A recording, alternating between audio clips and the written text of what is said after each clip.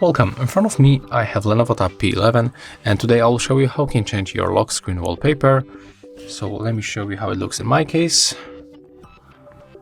There's my lock screen wallpaper, and if you want to change it, it's very simple. You have to go for the settings.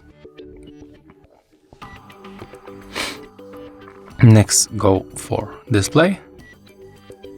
Right now we have to go for the wallpaper. And for example, we are going for normal wallpapers. So there we got a couple of them. Very cool wallpapers. Oh, maybe we can get this one. It looks beautiful. And as you can see, when you take a look on the left upper corner, you can apply this wallpaper on the both lock screen and desktop. But we are going to unselect desktop and only change on the lock screen. So tap on the right upper corner, and right now take a look. When you go back, oh, there's a little bit laggy.